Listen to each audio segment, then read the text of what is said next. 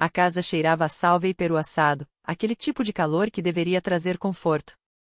Eu caminhava pelo corredor em direção ao quarto de hóspedes quando notei a porta do escritório entreaberta. A voz do meu pai atravessava a fresta. Baixa, mas firme, sua irmã.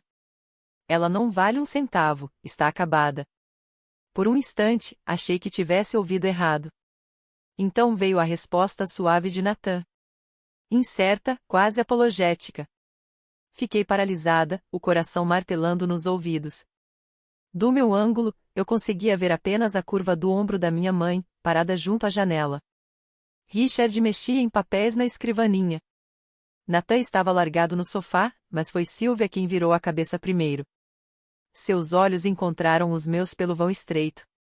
Em vez de choque ou vergonha, ela me ofereceu um leve sorriso, como se já esperasse que eu ouvisse. Esse sorriso me esvaziou mais do que as próprias palavras. Ele me disse tudo o que eu temia, mas nunca quis acreditar, que o meu lugar naquela família havia sido silenciosamente revisto. Meu valor avaliado e descartado, sem que eu tivesse voz na sala. Recuo para as sombras, cada lembrança de troféus ignorados e elogios adiados se chocando em uma verdade cortante. A casa parecia mais fria, apesar do fogo aceso na lareira. Cada retrato na parede me lembrava de quem sempre importara mais. Quando cheguei ao quarto de hóspedes, minhas mãos tremiam tanto que mal consegui fechar a porta. Sentei-me na beira da cama, encarando a colcha florida e sem graça, enquanto os sons de risadas vindos do andar de baixo subiam, como se nada tivesse quebrado. Mas algo tinha mudado, e eu sabia que não dormiria naquela noite. O sono me recusava e, em vez disso, minha mente vagava para trás, revisitando anos de lembranças que agora faziam um terrível sentido. Natan sempre foi o centro das atenções, como quando chegou à final do torneio de debates no penúltimo ano do colégio. Meus pais viajaram pelo país sem pensar duas vezes. Naquela mesma semana, eu havia me classificado para o campeonato estadual de matemática.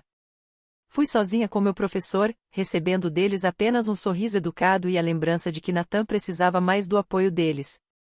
Você vai ficar bem, minha mãe dizia sempre, num tom doce mas indiferente, como se minha independência fosse natural, e não uma condição imposta pelo descaso. Aprendi cedo que reconhecimento era um recurso escasso e quase nunca destinado a mim.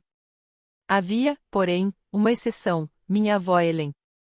Ela morava em um pequeno bangalô artesanal do outro lado da cidade, uma casa que cheirava a lavanda e livros antigos. Nos fins de semana, espalhava extratos bancários pela mesa da cozinha e me ensinava os mistérios dos juros compostos e dos títulos de poupança.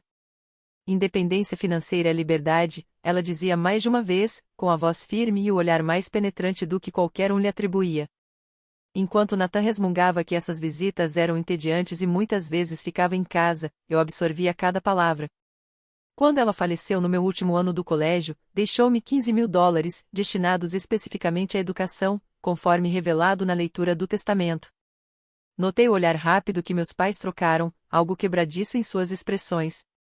Mais tarde, minha mãe comentou, quase de forma casual, sua avó sempre teve uma queda por você. Transformaram o que era um presente em motivo de divisão. Aquela herança se tornou minha passagem de saída, embora até isso tenha sido reinterpretado como desigualdade. Natan recebeu mensalidades, moradia e mesada sem fim. Eu, por outro lado, estiquei o presente de Helen entre bolsas de estudo e trabalhos de meio período, aprendendo a viver dentro de margens tão apertadas que chegavam a ferir.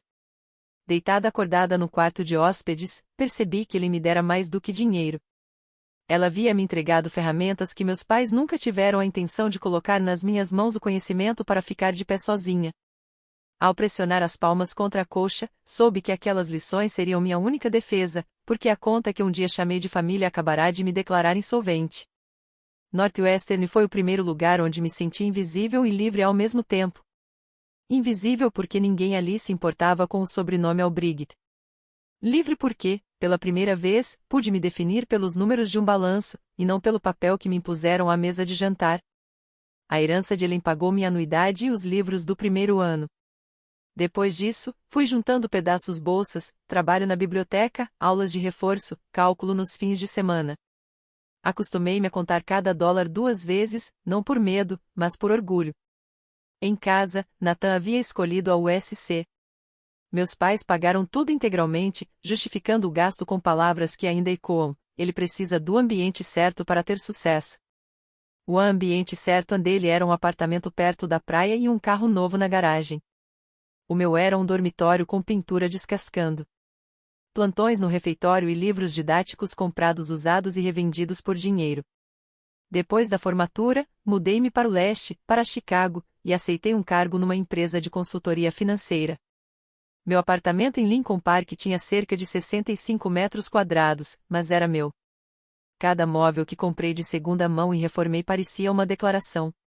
Construí minha vida tijolo por tijolo. Meu fundo de emergência cresceu devagar, depois de forma constante. Vieram as contribuições para a aposentadoria e, com o tempo, um portfólio que superava até o de alguns colegas mais velhos. Mas disciplina não anulava obrigação. Todo mês, sem falta, eu transferia $500 para Portland. Isso começara anos antes, durante o que meu pai chamou de uma desaceleração temporária na construção. Eu dizia a mim mesma que era minha contribuição, a prova de que ainda pertencia à unidade familiar. Apesar da distância, mesmo depois da recuperação da empresa, as transferências continuaram sem questionamento. Eu então vi aquilo como dever, como se minha independência precisasse ser subsidiada por um cordão umbilical.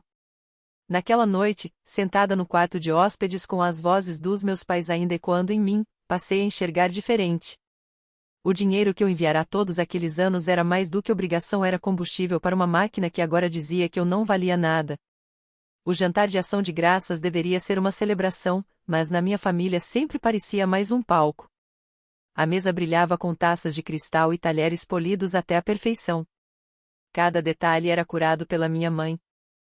Eu tinha ensaiado como contaria a eles que Michael havia me pedido em casamento, que o anel era exatamente o que eu queria, simples e escolhido com cuidado.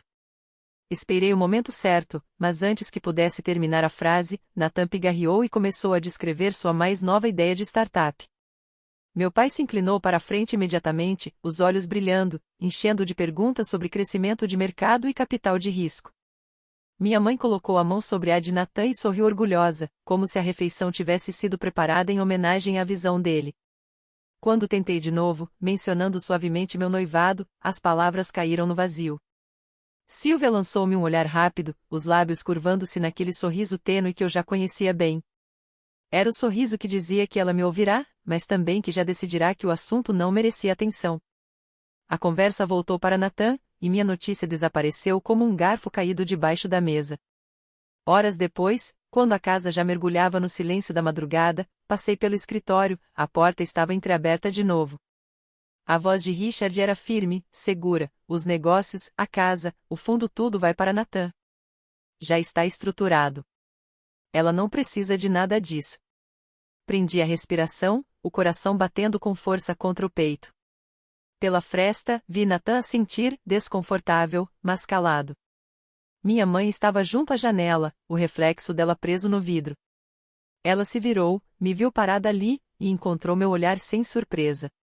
Em seguida, sorriu o mesmo sorriso conivente que havia me silenciado no jantar antes de voltar-se novamente, como se minha exclusão sempre tivesse feito parte do plano. Voltei silenciosamente para o corredor, o eco do sorriso dela queimando mais do que as palavras do meu pai, já sabendo que não poderia deixar a noite acabar sem abrir cada registro que eles tentaram manter escondido. A casa estava escura, exceto pela luz fraca no quarto de hóspedes, onde me sentei com o notebook equilibrado nos joelhos. Eu deveria estar dormindo, mas cada vez que fechava os olhos via o sorriso da minha mãe, aquela confirmação silenciosa da minha exclusão. Em vez de descansar, abri as pastas que tinha carregado pelo país, os registros meticulosos que sempre mantive, transferências bancárias, extratos de contas, recibos digitalizados. No início, disse a mim mesma que estava apenas revisando para distrair a mente. Mas, à medida que as horas passavam, a história da minha vida começava a se revelar em números que falavam mais alto do que qualquer brinde de feriado. Linha após linha mostrava as transferências mensais, $500 sem falha, ao longo de quase 7 anos, $42 mil enviados fielmente para uma conta da família que agora eu sabia não ter nada a ver com uma desaceleração temporária. Continuei rolando e congelei ao ver outra entrada, $8 mil retirados diretamente da herança que Len havia me deixado. A conta fora drenada 3 anos antes, disfarçada como um investimento da família.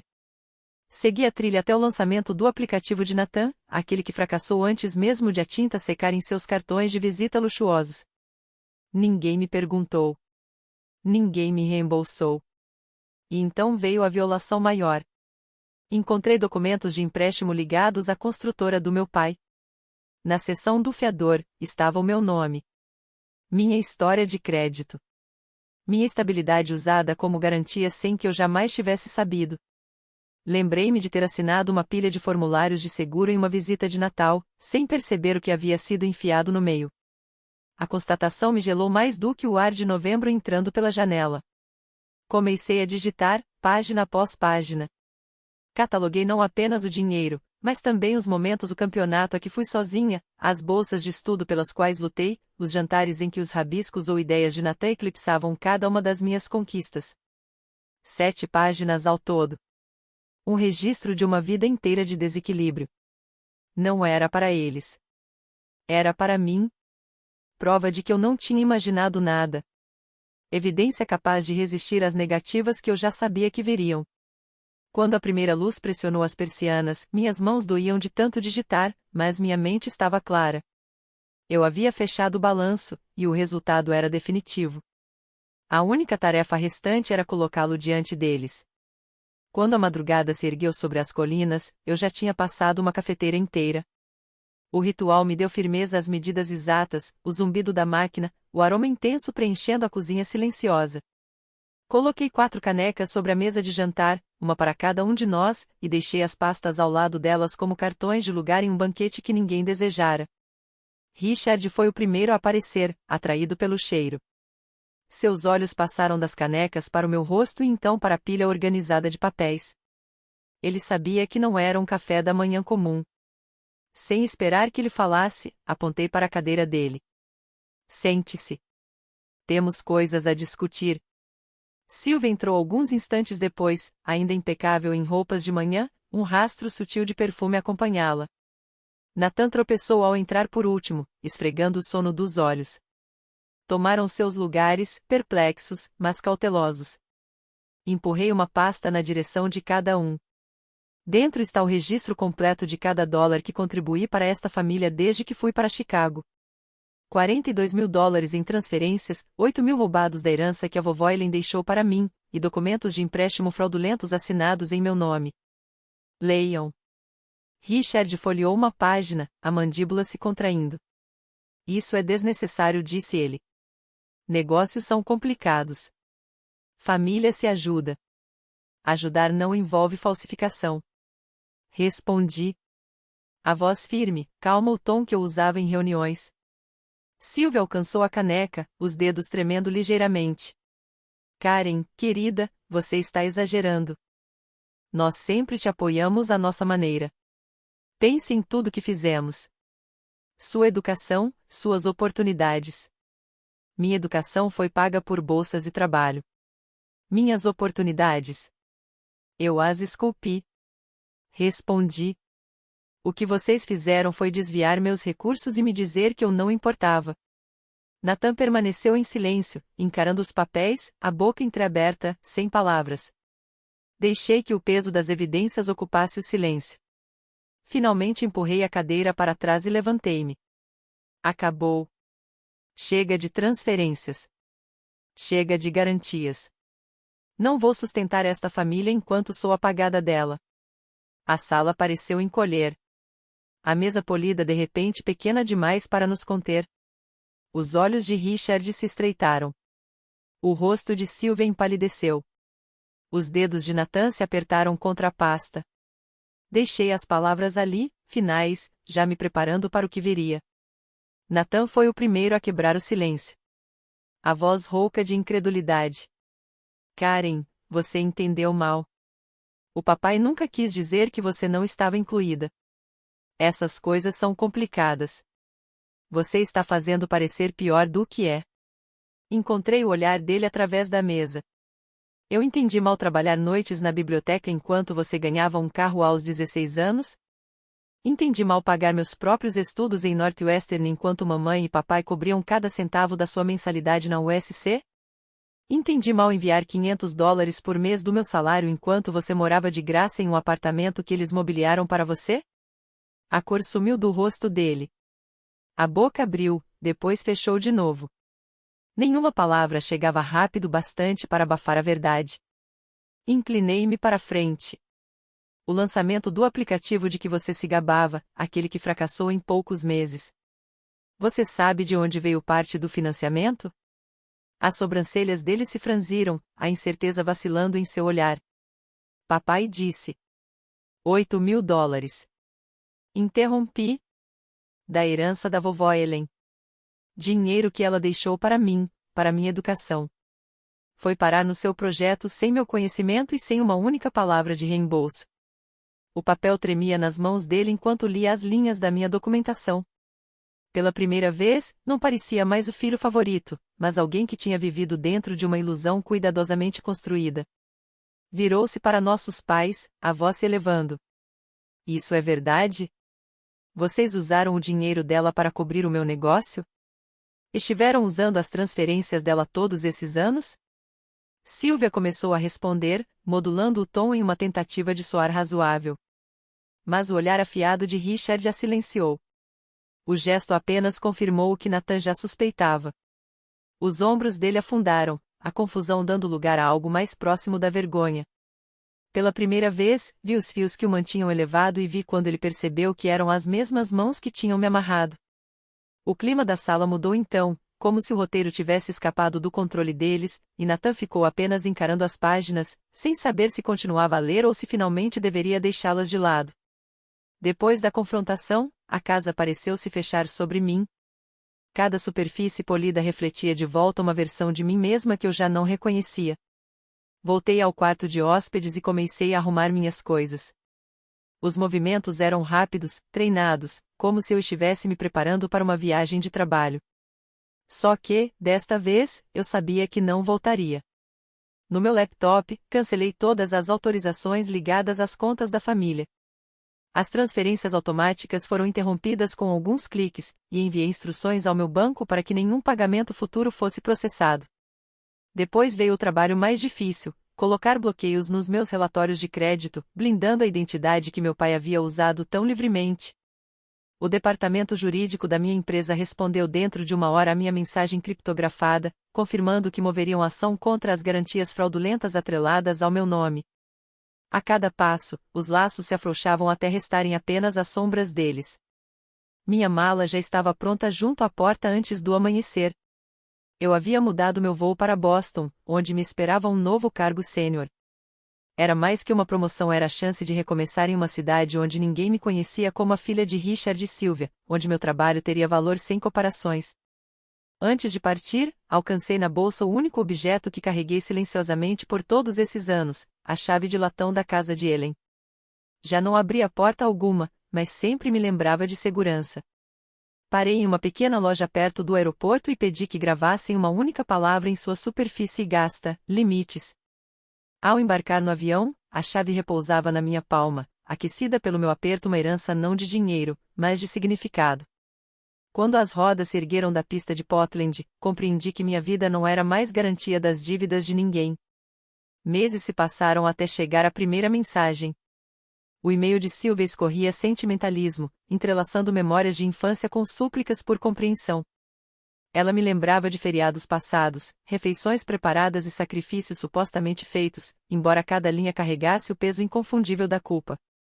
Li 2 vezes e respondi com 3 frases: confirmação de recebimento, esclarecimento de que eu estava bem e lembrete de que futuras correspondências deveriam se limitar a assuntos que exigissem documentação. Richard entrou em contato logo depois, mas seu tom foi estritamente profissional. Passou a me apresentar como consultora de confiança em cartas para seus parceiros de negócios, como se anexar meu nome pudesse resgatar a credibilidade que ele havia perdido. Redirecionei cada contato para a linha geral da minha empresa, garantindo que ele não recebesse nada além da mesma cortesia automática oferecida a qualquer outro cliente. A distância era firme, e eu a mantive. A ligação de Nathan veio depois. Hesitante no início, ele não vestiu suas palavras com desculpas. Em vez disso, admitiu o que eu sempre suspeitara, que havia se apoiado no suporte dele sem perguntar de onde vinha, que aceitara as vantagens como naturais. Eu achava que precisava disso, disse em voz baixa, mas acho que apenas não sabia como ficar de pé sem o andaime. Sua voz não trazia exigência, apenas reconhecimento. Pela primeira vez, acreditei que talvez ele aprendesse a carregar o próprio peso. Em Boston, construí algo que ele teria reconhecido. Criei uma bolsa de estudos em seu nome, dedicada a ensinar jovens mulheres no Oregon as mesmas lições que ela um dia me transmitiu à mesa da cozinha. Minha caixa de entrada logo se encheu de candidaturas alunas ansiosas por aprender sobre orçamento, crédito, independência. Cada história me lembrava de que o legado dela nunca foi o dinheiro, mas o conhecimento que oferecia livremente. O passado ainda me pressionava às vezes, mas já não ditava minha planilha de balanço. Eu estava investindo em futuros que reconheciam valor onde antes o meu havia sido negado e me preparando para o dia em que finalmente penduraria a chave de Ellen na minha própria parede. Meu apartamento em Boston tinha vista para o rio Charles, a água refletindo tons dourados no fim da tarde. Na parede acima da escrivaninha havia uma moldura simples e, dentro dela, a chave de latão que ele um dia colocará em minha palma. A gravação reluzia suavemente na luz, limites. Ela havia se tornado mais do que uma relíquia, era uma bússola, um lembrete de que as fechaduras que eu escolhia importavam mais do que as portas que me haviam sido fechadas. Quando Michael e eu nos casamos, a cerimônia foi pequena, realizada em um salão com janelas que se abriam para o porto. Amigos estavam ao nosso lado, colegas que me conheciam não como a filha de alguém, mas como alguém cujo trabalho tinha valor. Nathan veio sozinho, em um terno mal ajustado, a expressão contida. Ofereceu um parabéns discreto e nenhuma defesa das pessoas que escolheram não comparecer. Aquele silêncio foi, por si só, um tipo de acerto de contas. A ausência de Richard e Sylvia não esvaziou o dia.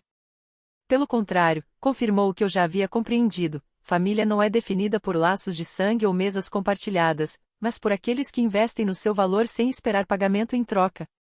Minha avó já sabia dessa verdade muito antes de mim.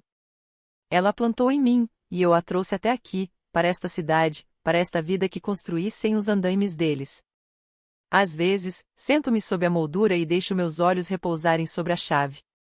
Ela já não abre mais a casa de Ellen, mas destranca algo muito maior. Fala de liberdade conquistada, de dignidade retomada, de amor escolhido e não imposto. E, ao olhar para o rio, sei que o futuro que me espera além da porta será aberto em meus próprios termos.